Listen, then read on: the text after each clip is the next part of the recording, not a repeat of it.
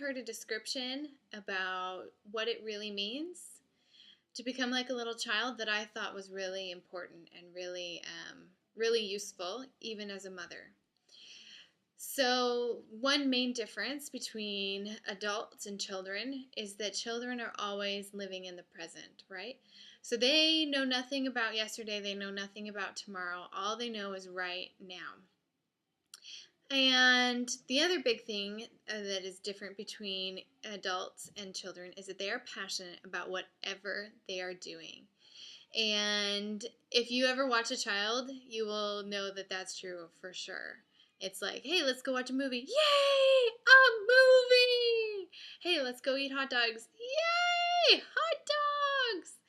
I have a 2-year-old, and it's like, no matter what I tell him, we're going to go do. It's like, it's the most exciting thing in the world. Let's go get your shoes on. Shoes on! And runs over there and gets his shoes on. And is like so pumped up about getting his shoes on.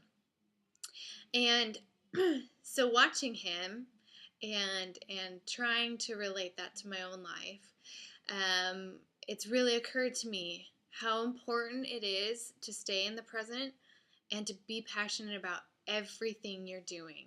It's like, let's go do the dishes. Yay! Let's go do the dishes.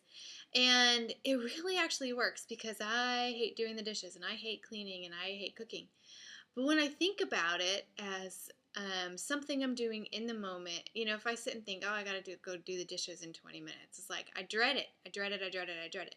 But if I just think last minute, you know what, right now would be a really good time to go do the dishes, and I get myself all fired up. Yeah, I'm gonna go do the dishes because doing these dishes means I don't have to do them later, and it's a benefit for my family, and it makes me feel good about myself when I actually do something that I know I should be doing. I don't know, maybe you guys don't have a problem with that, but I tend to procrastinate things that I actually know I should be doing, but I find that when I actually do them and I'm excited about it and I realize the value in getting it done, it creates a whole different way that I carry myself, and it's really important because for me, I know that a lot of times I live in the past and I live in the future, and it's hard not to, especially as a mom, to prepare for the future. Like, okay, we have a doctor's appointment next week. Okay, I need to do this. Okay, I need to do this. And always creating lists in my head about all the things I should be doing. And then on the other side of my brain, I'm always creating lists about all the things I wish I had done and all the regrets that I have. And for some reason, when I think about the past, it's always about the fear and anxiety and guilt I have over the past. It's never like, hey, remember that one time I did that awesome thing? Yay, high five me. It's never like that. And when I'm thinking about the future, it's never like, hey, yay, woohoo, I get to go clean the dishes and go to the doctor. It's like, oh, am I going to be able to make it to this? Am I going to be able to do this? Am I going to do this? No, no, no, no, no, no. It's anxiety and it's weighing on my mind. And so it's this constant going back and forth between the past and the future.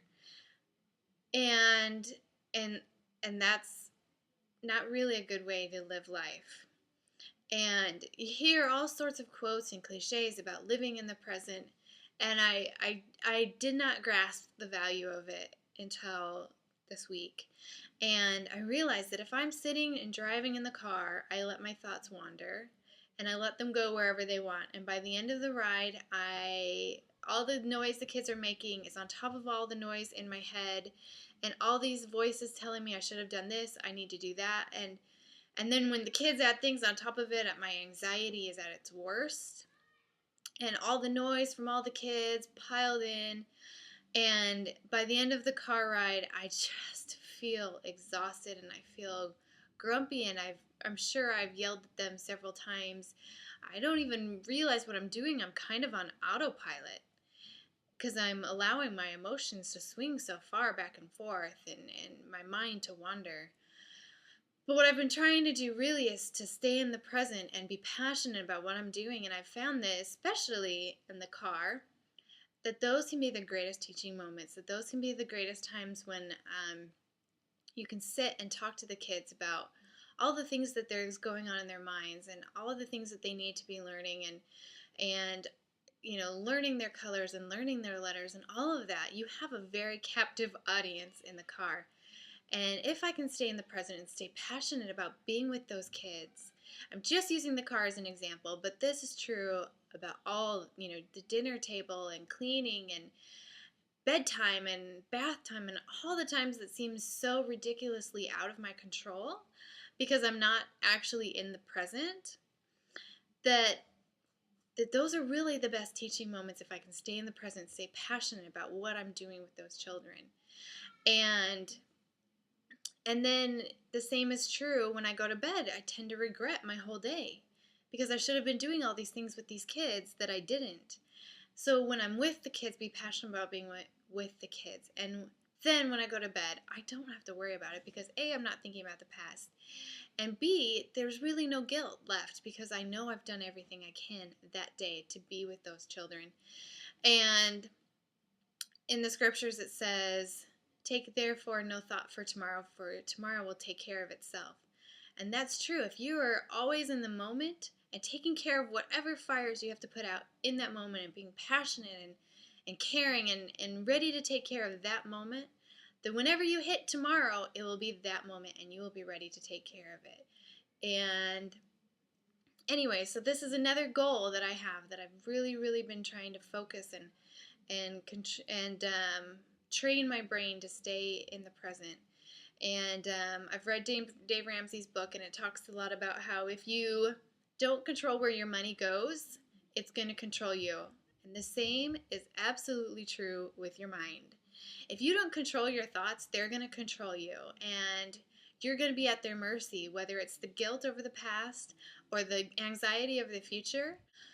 But I know that if I control my thoughts and stay in the present, stay passionate about whatever it is I'm doing at the time, that I feel this weight lifted off my shoulders and I feel like I have more control over my life instead of it constantly leading me instead.